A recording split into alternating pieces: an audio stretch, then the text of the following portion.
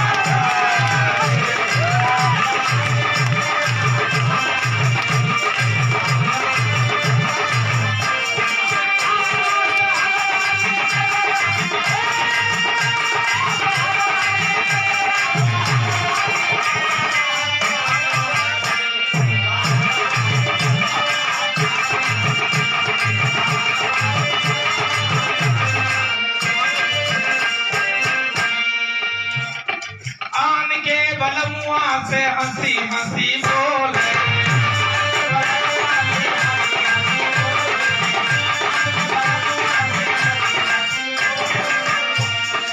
आन के बलमुआ से हंसी हंसी बोले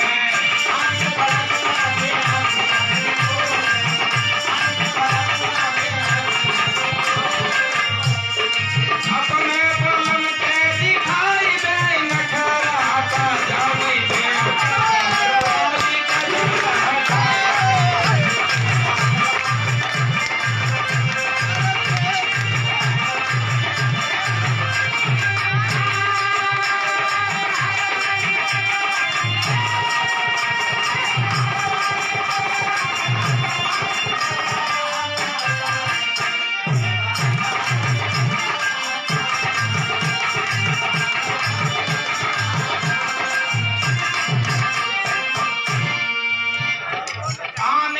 बलमुआ के से जा सुताव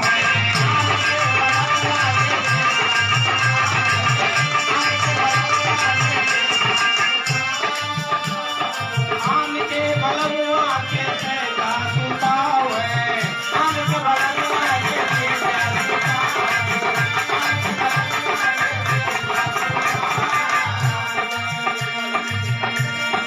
अपने बलम के बिछाई दे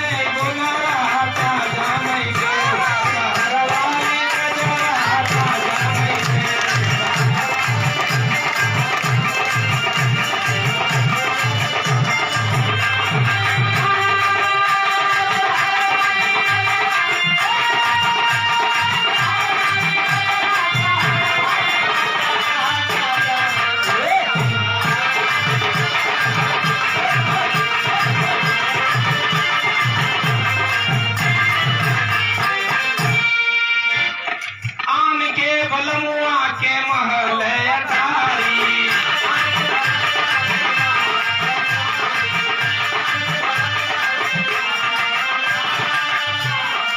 अपने बलम के सोआई गई पजरा का जामई दे सहरवाली कजरा का जामई दे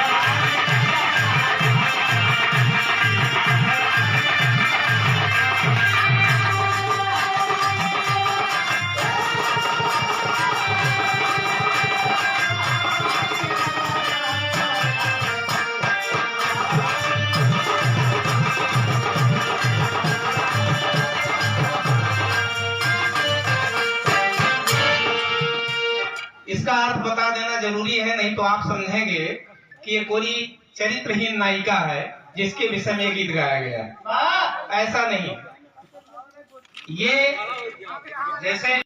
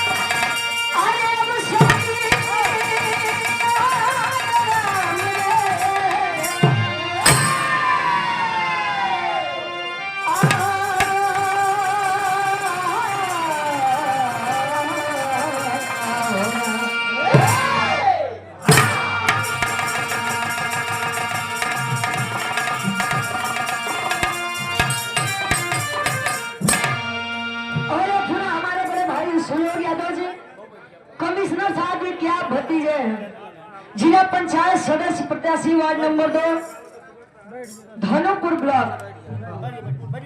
ये बड़े भाई के द्वारा 1000 रुपए देकर पुनः सम्मानित किया गया। ईश्वर करें कि विजय का तिलक आपके मत्थे पर लगे, यही हमारी दिली कामना। हर मोड़ पर आप आगे रहे, प्रगति के मोड़ पर परस्पर आप आगे बढ़ते रहे। और ये हमारे बड़े भाई हैं आदित्य पटेल जी, सराय आलम के पास हजमी से बड़े भाई के द्वारा ये सुंदर माला और 151 रुपये बहुत बहुत धन्यवाद आशीर्वाद के चारे की हिम्मत से अपनी कला में कामयाब रहे। बड़ा सुंदर है आप लोग, कहानी बड़ा सुंदर है आप लोग। लोकगीत हमारे गुरु जी से सुना, राजा सत्यवादी हरिश्चंद्र जी। वाह, पहले के समय में छा गुरु जी नाम केवल 2000 आदमी के भाबा सुनाई जनता का हो। अच्छा नहीं जनता याद है जब बड़ा बढ़िया काम कर जाओ, याद है जब बड़ा खराब काम कर जाओ, बीच वाले में तो गिनती कम हो ही नहीं करो। अच्छा ठीक बात, क्या बड़ी सुंदर कहानी। प्रयागराज की पावन घंटी बात और प्रयागराज की पावन सजमी पर बिरहा के पारखी लोग बैठते हैं। 4 लाइन कवि जी भूमिका के अंदर भाव देते हैं। कैसे गुरु जी?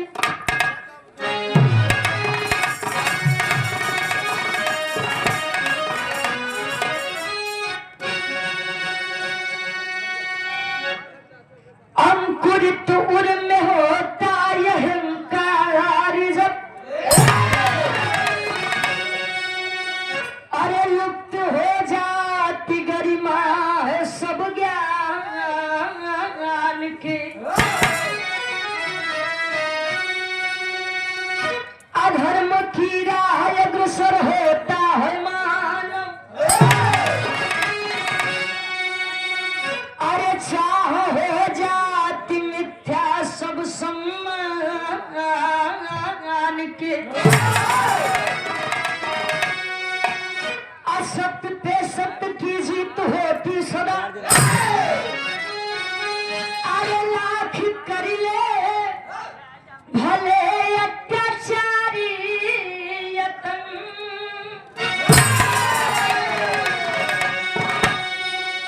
फूटता है घड़ा पाप का एक दिन। अरे लोग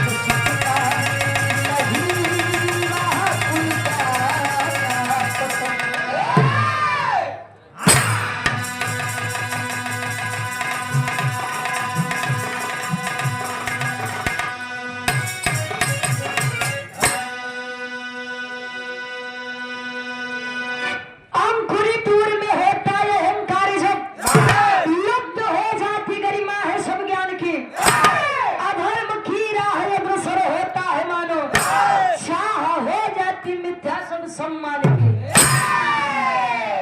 अंकुरित उन में होता अहंकार।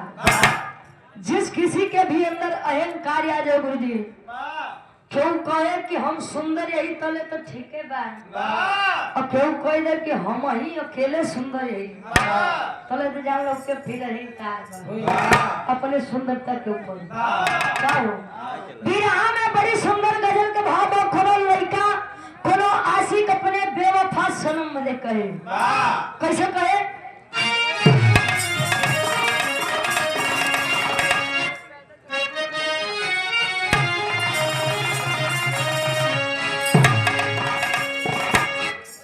मेरे खून दिल की मेहंदी, मेरे खून दिल की मेहंदी,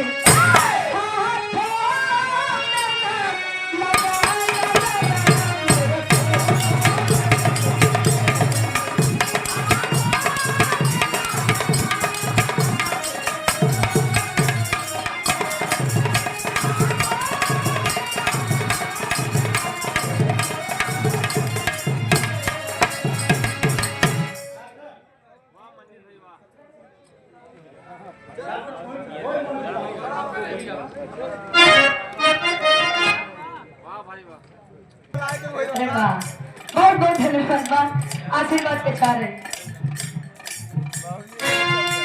और सम्मानित प्रयागराज के कृष्ण सुदामा जी के जोड़ी बा। आप सूर्य भान यादव कवि जी और ये मंजू मिश्रा गार्जियन जी, दोनों महान भावों के द्वारा ये 501 रुपए का सम्मान दोनों विभूतियों के द्वारा बहुत बहुत धन्यवाद भाई। ईश्वर करे कि आप दोनों की जोड़ी ऐसे सलामत रहे, कृष्ण सुदामा वाली जोड़ी।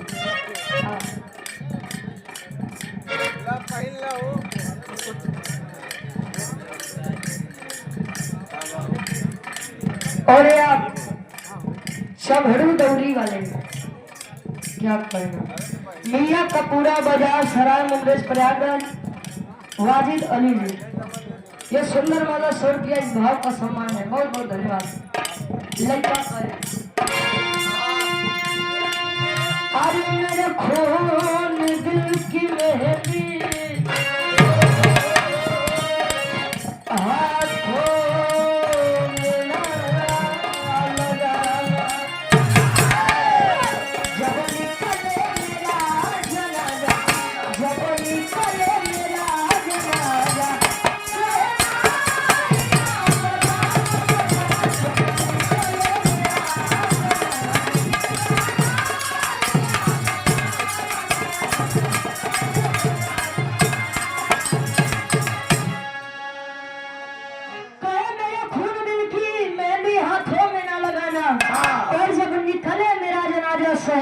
तुम बजाना।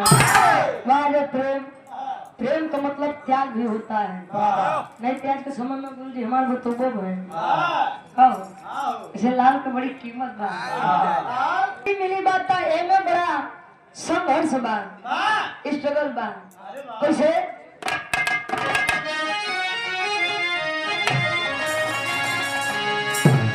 अरे लाखों मुसीबत आए, लाखों मुसीबत आए,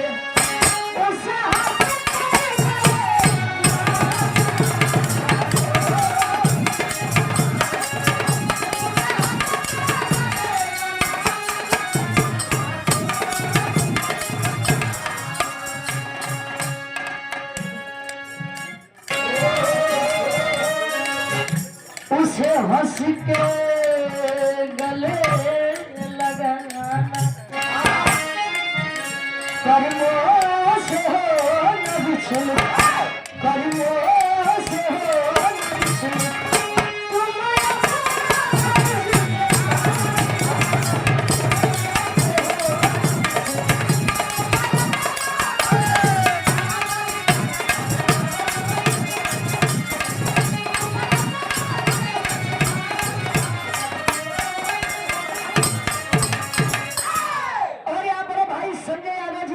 सकता है। यह जिंदगी केवल एक बार मिलती है और डर डर के जीने वाले जिंदगी में ना जाने कितनी बार मरते हैं, लेकिन निडर होकर के जो जीते हैं वो जिंदगी में केवल एक ही बार मरते हैं, वो भी अपनी मौत पर मरते हैं। ऐसे कहानी की शुरुआत ऐसे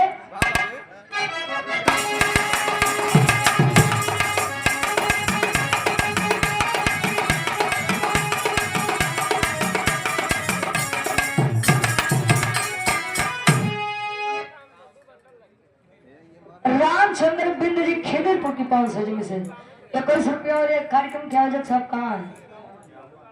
अच्छा क्या रुपया बा, बहुत बहुत धन्यवाद। आशीर्वाद कचहरी कार्यक्रम आयोजक साहब जी जहाँ भी हो थोड़ा चाय की व्यवस्था करवा दीजिए आदरणीय गुरु जी के लिए।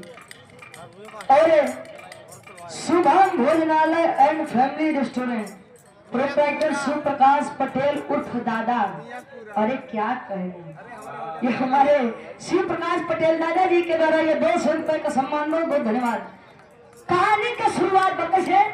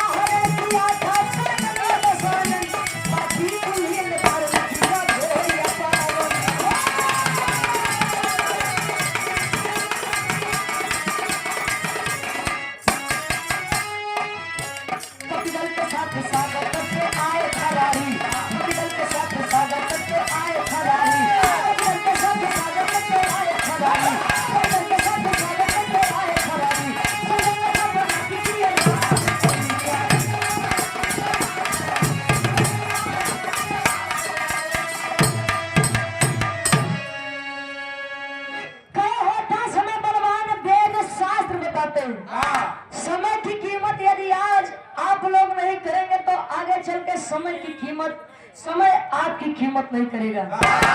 एक बात जान लीजिए, समय सब खा जाता है। जिंदगी में कुछ कहने का, कुछ करने का समय सबको मिलता है। कोई सो के उसे दबा देता है तो कोई चैतन्य रह के उसका फायदा उठा लेता है। तो बाद में आदमी रोए लगे, भगवान हमारा पता नहीं किस्मत कौन कलम से लिखे कहो। काल्पनिक है, अगर ठीक है काल्पनिक ही सही, लेकिन अगर देखा जाए तो बड़ी अच्छी बड़ी कीमती बातें बताई गई है। कुछ आदमी तो कही है कि अगर ईश्वर सच में होते हैं तो लक्ष्मण जी के शक्ति बाण लगे रहे तो राम जी तो लगवे ना। राम जी चाहते हैं तो उनका ठीक कर देता हूँ। काहे संजीवनी बूटी बदल चल दे हम।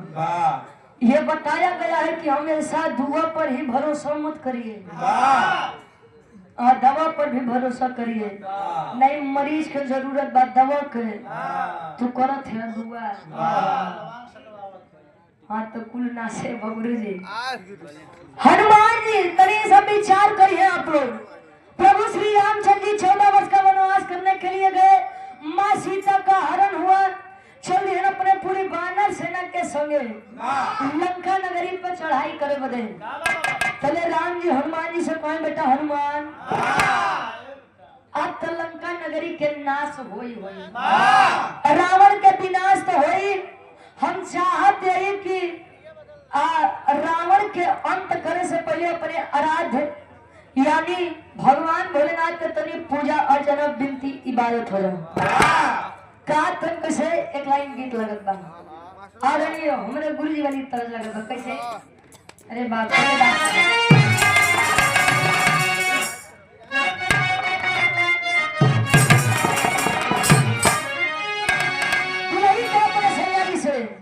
अरे बाली और झुमका बाली और झुमका नथुनी पगोली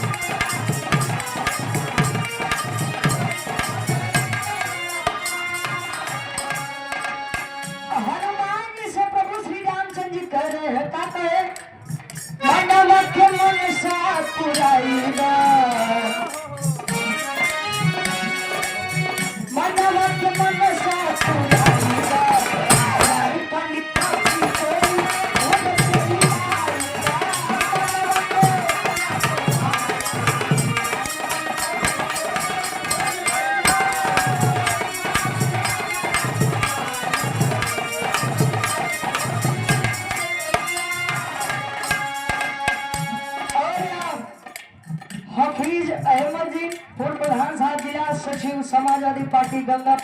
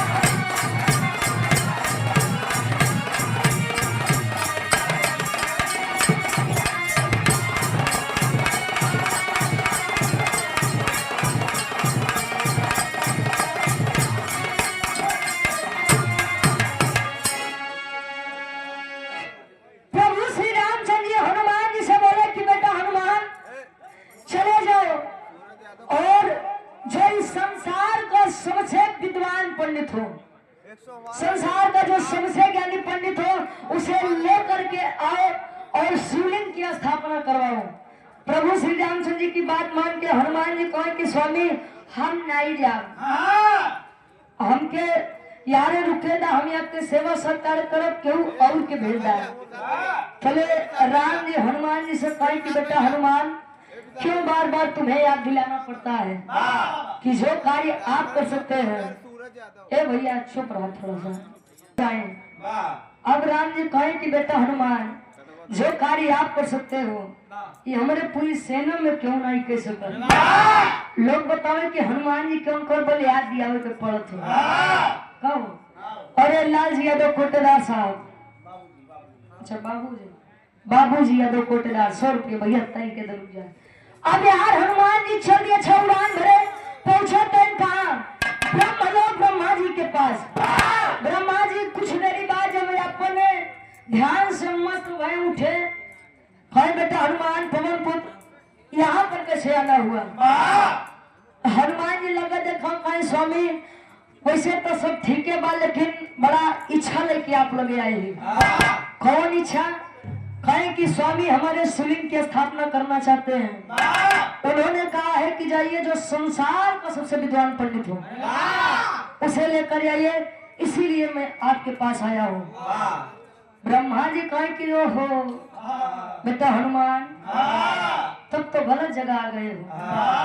कहे बदे कहे कि संसार का सबसे विद्वान पंडित मैं नहीं कोई और है। कहे सृष्टि के रचयिता आप है, तैयार से बड़ा विद्वान पंडित के जन्म ले लिए। कहे कि देखिए संसार का सबसे विद्वान पंडित कोई और नहीं बल्कि हमारे पनाती रावण है। अब हनुमान जी लगे देखे ब्रह्मा जी के, ब्रह्मा जी पागल हो जाता। उन्हीं से तो युद्ध फना बा, माई सीता को नहीं लेके चल दी है। अब तू कहा था कि हम रावण लगे चल जाएंगे, कदापि नहीं। लौटा थे राम जी, तले राम जी देख के हनुमान जी से एक बात कहता नहीं तेरी के भाव लगत बा।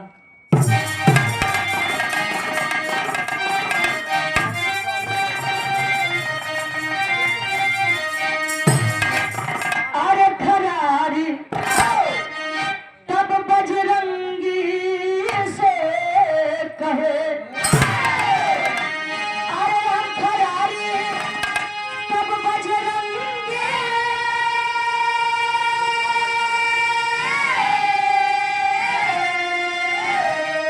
अरे खरारी तब बजरंगी से कहे, अरे तलन का पति बसानन के लावा बलकारी।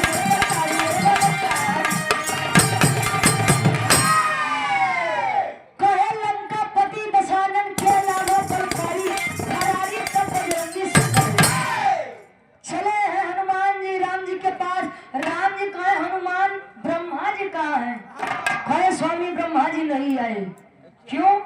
उन्होंने कहा कि संसार का सबसे विद्वान पंडित कोई और नहीं बल्कि रावण है।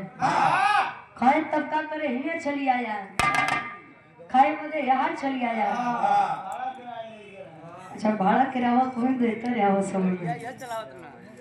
कहे कि स्वामी रावण की बात हो रही है, वही रावण जिन्होंने मां सीता को अपनी नगरी में आपके इच्छा के खिलाफ ले जाकर के रखा है।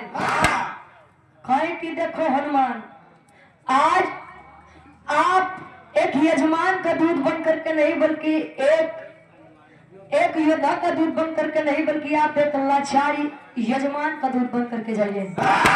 उड़ान भरे हनुमान जी, चौक क्यों हल लगत बा।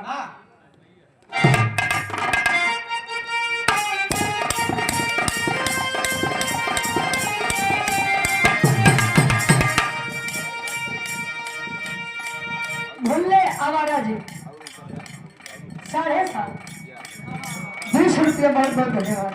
कहे चले राम को शीश झुकाते,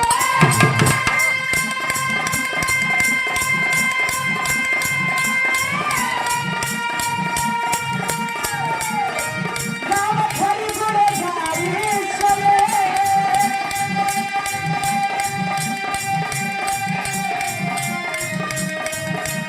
चले भक्त श्री रामचंद्र के।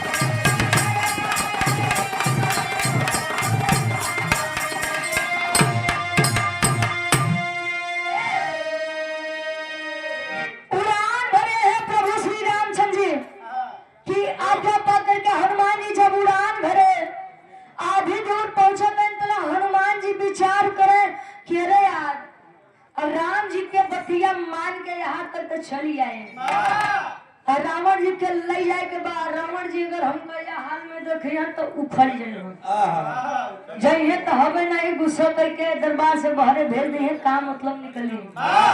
अच्छा लंका नगरी में जब पहुंचे चले कहीं की एक काम करी भेष हवे बदल नहीं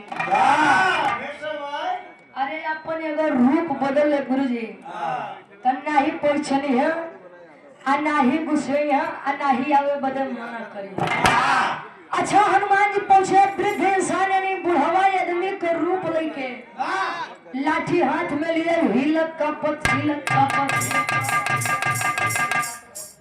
बस करो ढेर मत उनके परेशान करा। और एक पुनः हमारे बड़े भाई सुयोग यादव जी पुत्र तारा शंकर यादव जी और ये हमारे पूज्य गार्जियन जी एडीएम साहब जी की आप भक्ति जी साहब ये पुनः से बड़े भाई के द्वारा 1000 रुपए का सम्मान बहुत बहुत धन्यवाद आशीर्वाद के चारे। अच्छा बुढ़ावा आदमी के रूप लेके पहुंचे कहे भैया दरबारी रावण जी के नगरी है खून दरबारी कहे रे बाबा खून से चली आया जी सोने के महल देखकर नहीं लागत बा कि इहे रावण जी के नगरी बा कहीं बेटा यार से थोड़ा कमजोर हो गए कौ गुरु जी कहीं यार से थोड़ा कमजोर हो गए भैया सिटी बरोला कहे तब कहे कि बेटा वो घर पर थोड़ा पूजा हमने करवाया है और कोनो ठीक ठाक पंडित नहीं मिले यहाँ से हम चल दिया सुने कि रावण जी बड़ा बढ़िया पूजा करवाओ थे। अरे बाबा तू बूढ़ी आदमी है तनी सब पास है तुम्हें बात बताइए। अच्छा आए कहे क्या है कहे कि अंदरवा रावण जी राम से लड़े बड़े योजना बनावत है कि या बार युद्ध में कौन लेके जाए तले हनुमान जी विचार करो था कि देखा हम तो यहाँ पूजा पाठ करवा बदे आई लोग हमारे प्रभु जी से लड़े बदे योजना बनावत है कहे ए स्वामी बड़ा दुनिया से आए तभी सब भेंट करवा देता हो सकत हमारा काम बन जाए। आए हैं अंदर रावण जी से आज्ञा लिए रावण जी कहे कि अगर वृद्ध इंसान है तो उसे अंदर भेजिए। अंदर आए तो हनुमान जी का जब बुढ़वा रूप देखा था रावण जी पहले देख करके मुस्कुरा दिए। जब मुस्कुराते हैं तो हनुमान जी दुविधा में पड़ गए खेरे यार जल्दबाजी में पूछिए तो नहीं छूट गए तू कहाँ चेक करत है तू कहाँ देखत है। अच्छा हनुमान जी देखो यार पूछिए तो नहीं वो तले कहीं मार हंसत है कहे स्वामी अरे राजन आप मेरी इस अवस्था का मजाक उड़ा रहे हैं परेशान मत हुआ है तो ये दिन आई तेरे रावण बोला कि अरे हम आपको देख करके नहीं हंस रहे हैं हम आपको विचारों को देख करके हंस रहे हैं हमारे विचार कौन विचार कोई सुना बताओ तो मुस्कुराहट के कारण बताओ थोड़े लाइन गीत लगा स्वर्गीय रामदेव गुरु जी वाली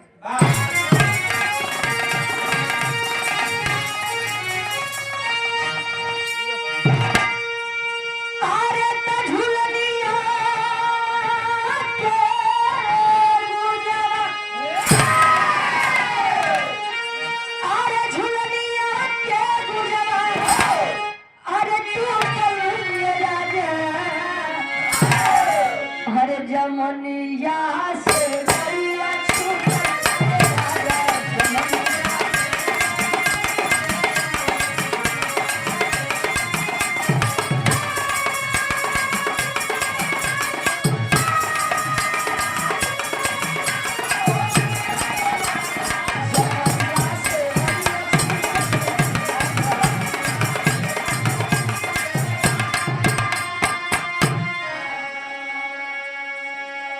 ध्यान देंगे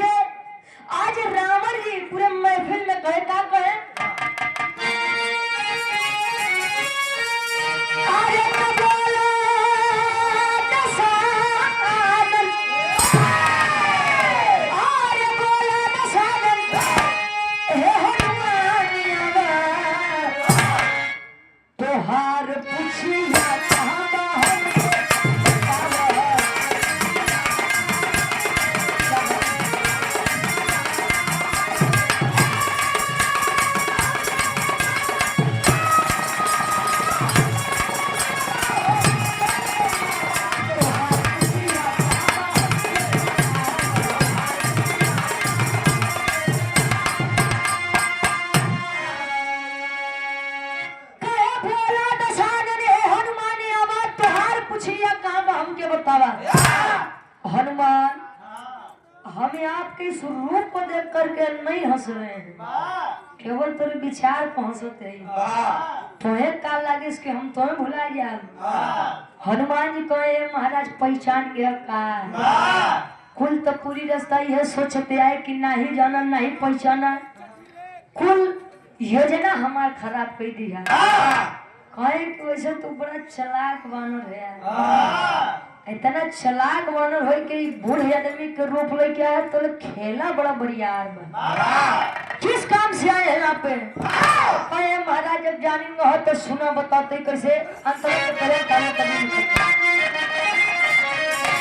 अरे बैठा यजमान बाटे अब सागर के तीरवा, अरे पानी के पुरोहित हरा मन के सुतिया।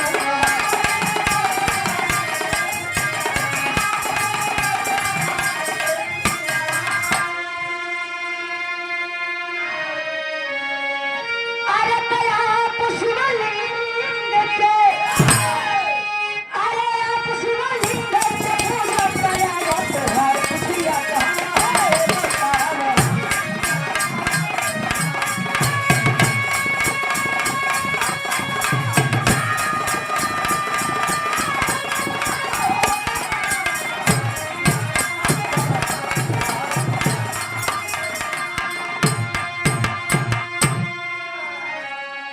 कहे आप शिवलिंग के पूजा करावा। हेलो, 2 मिनट क्षमा चाहते हैं आपसे हमारे। और अब इसी पे साहब जो है आपसे निवेदन है कि 2 मिनट जो है आप जनता गाना सुनना चाहती है।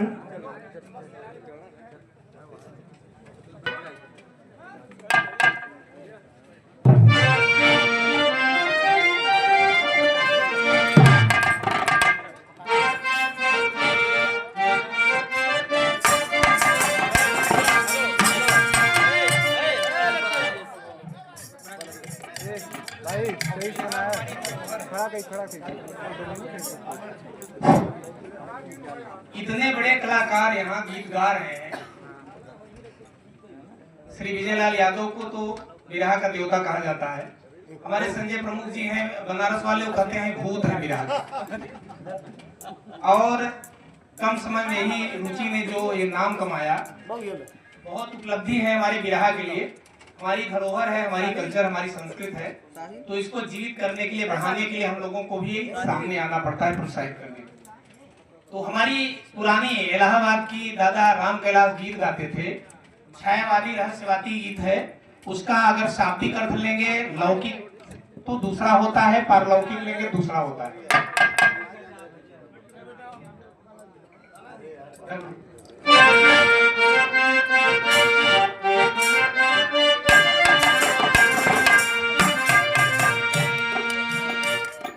का जाने देव शहर वाली कजरा, का जाने देव।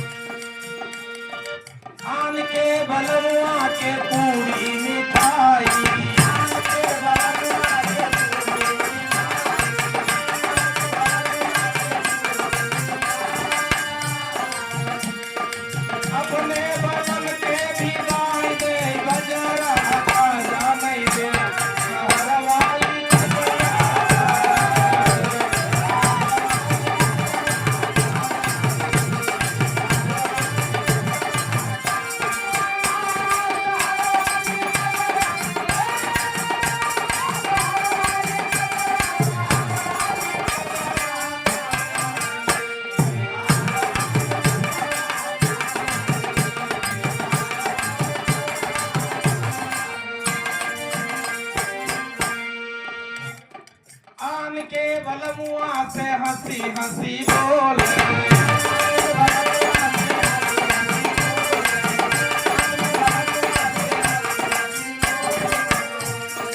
आन के बलमुआ से हंसी हंसी बोले,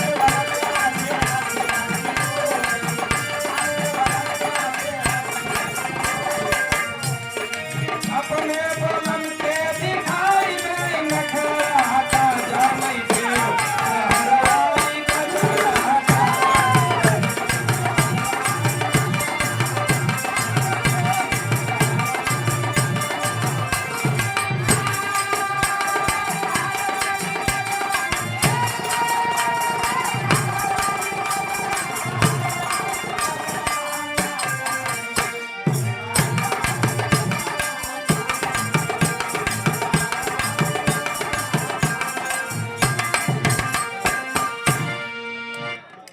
आन के बलमुआ के से जा सुतावे,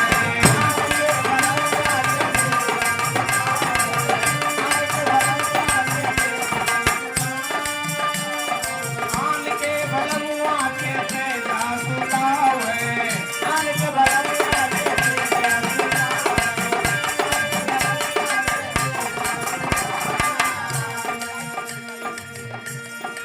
अपने